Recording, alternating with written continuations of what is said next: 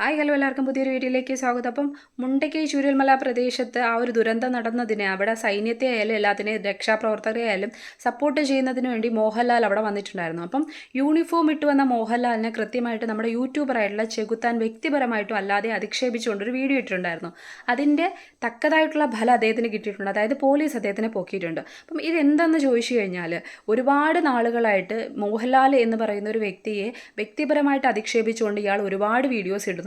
അപ്പം social media എന്ന് പറയുന്നത് ഏതൊരു വ്യക്തിയെയും എത്തരത്തിൽ വേണമെങ്കിലും താറടിച്ച് കാണിക്കാൻ കഴിയുന്ന ഒരു പ്ലാറ്റ്ഫോമായി കാണുന്ന കുറേയധികം ആൾക്കാരുണ്ട്. അത് വീഡിയോ ചെയ്യുന്ന ആൾക്കാർ മാത്രമല്ല, കമൻറ്റ് സെക്ഷനിലൂടെ വന്നിരുന്ന് വീഡിയോ കണ്ടിട്ട് വീമ്പ് പറയുന്ന കുറേയധികം ആൾക്കാരുണ്ട്.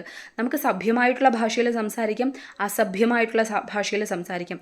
ഏത് ഭാഷ സ്വീകരിക്കണം എന്നുള്ളത് നമ്മുടെ സംസ്കാരവുമായി ബന്ധപ്പെട്ട, നമ്മുടെ ചുറ്റുപാടുകളുമായി ബന്ധപ്പെട്ട, നമ്മുടെ മാതാപിതാക്കളുമായിട്ട് ബന്ധപ്പെട്ട, നമുക്ക് പറഞ്ഞു തന്ന പാഠവുമായി ബന്ധപ്പെട്ടിരിക്കുന്ന ഒരു കാര്യമാണ്. അപ്പം ഒരുപാട് വൃത്തികേടുകൾ വിളിച്ചു പറയുന്ന കുറേയധികം ആൾക്കാരുണ്ട്. അതല്ലാതെ മാന്യമായിട്ടുള്ള രീതിയിൽ സംസാരിക്കുന്ന ആൾക്കാരുണ്ട്. അത് നമ്മുടെ രീതിയാണ്, നമ്മുടെ റൈറ്റ്സ് ആണെന്ന് വേണമെങ്കിൽ പറയാൻ പറ്റും. അതിൻ്റെ റൈറ്റ്സും അല്ലാത്ത കാര്യങ്ങളും പിന്നീട് പോലീസും ബാക്കി കാര്യങ്ങളും തീരുമാനിക്കുന്നതിൻ്റെ ഭാഗം തന്നെയാണ് ഇപ്പോൾ വന്നിരിക്കുന്ന ഒരു വാർത്ത എന്ന് പറയുന്നത്. ഇതെങ്ങനെയെന്ന് ചോദിച്ചു കഴിഞ്ഞാൽ ഒരുപക്ഷെ അദ്ദേഹത്തിന് അറിയില്ലായിരിക്കും. മോഹൻലാൽ എന്ന് പറയുന്നത് ഒരു നടൻ മാത്രമല്ല, കൃത്യമായിട്ട് അദ്ദേഹം ടെറിട്ടോറിയൽ ആർമിയുടെ ഭാഗമാണ്, ലെഫ്റ്റനൻറ്റ് കേണലാണ്. അദ്ദേഹത്തിന് ആ ഒരു പദവി കൊടുത്തത് കൊണ്ട് തന്നെ നമുക്ക് എല്ലാവർക്കും വയനാട് ദുരന്തത്തെ ഒരുപാട് നമുക്ക് എല്ലാവർക്കും ഏറെ വേദന ഉണ്ടാക്കിയൊരു സംഭവമാണ്.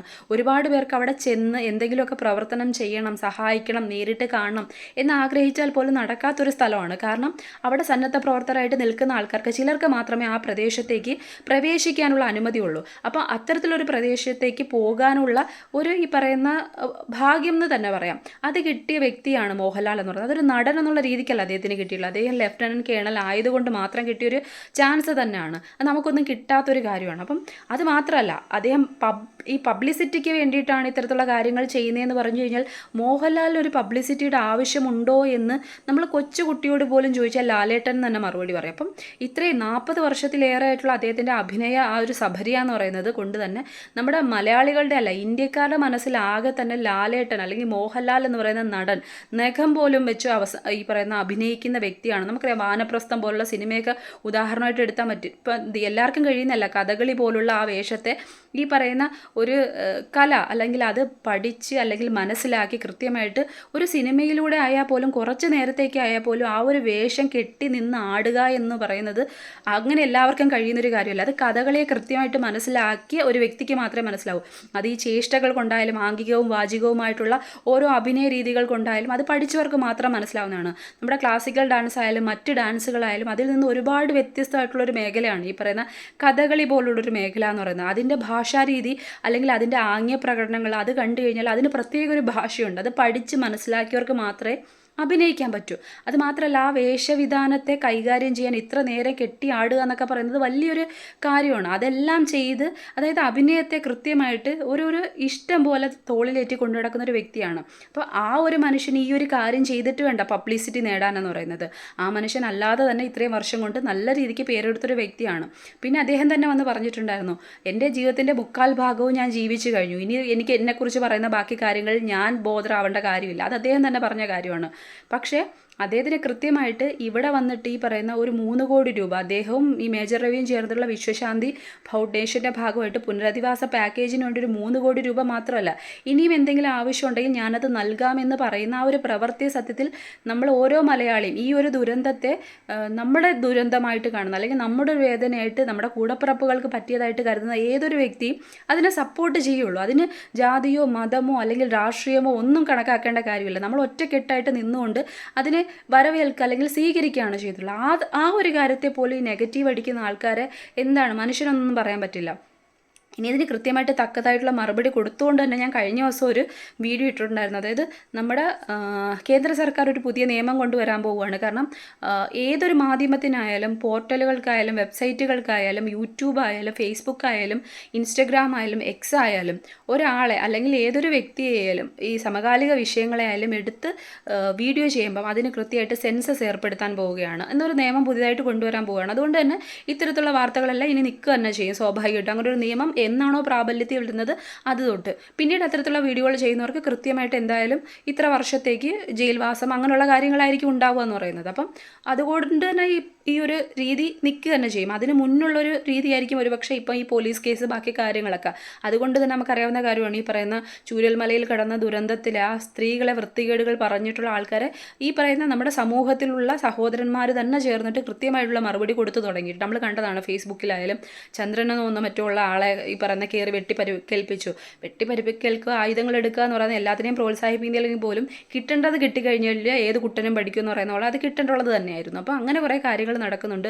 അതിനോടൊപ്പം തന്നെ ഇത് അമ്മ എന്ന് പറയുന്ന സംഘടനയുടെ ഭാഗമായിട്ടാണ് ഈ ഒരു കാര്യം നടന്നതെന്ന് പറയുന്നത്. അതായത് അമ്മയുടെ ജനറൽ സെക്രട്ടറി ആയിട്ടുള്ള സിദ്ദിഖാണ് ഈ ഒരു പരാതി നൽകിയെന്ന് പറയുന്നത്. അതിൻ്റെ കാരണം അദ്ദേഹം പറയുന്നത് ഇപ്രകാരം തന്നെയാണ്. ഈ സോഷ്യൽ മീഡിയയിലൂടെ എന്ത് വൃത്തികേടുകളിൽ വിളിച്ച് പറയാമെന്ന് കുറേ നാളുകളായിട്ട് നടക്കുകയാണ്. അത് കുറേ നടന്മാരെയായാലും നടിമാരെയായാലും ആരെയായാലും ആക്ഷേപിക്കുന്ന തരത്തിലേക്ക് പോവുകയാണ് ചെയ്യുന്നത്. അതിനൊരു എന്താ പറയുക തടയിടാൻ ആരെക്കൊണ്ടും പറ്റുന്നില്ല. അപ്പം അമ്മ സംഘടനയുടെ ഭാഗമായിട്ടുള്ള ആരെയായാലും ഇത്തരത്തിൽ വൃത്തികേടുകൾ പറയുകയാണെന്നുണ്ടെങ്കിൽ അവർക്കെതിരെ തക്കതായിട്ടുള്ള കേസ് നടപടിയായിട്ട് ഞങ്ങൾ മുന്നോട്ട് പോകും. അത്തരത്തിൽ സൈബറിൽ കൊടുത്ത പരാതി അനുസരിച്ചാണ് ഈ പറയുന്ന ഇദ്ദേഹത്തിന്, അതായത് ചെകുത്താനെ ഈ പറയുന്ന പോലീസ് പിടിച്ചിട്ടുള്ള കാര്യം എന്ന് പറയുന്നത്.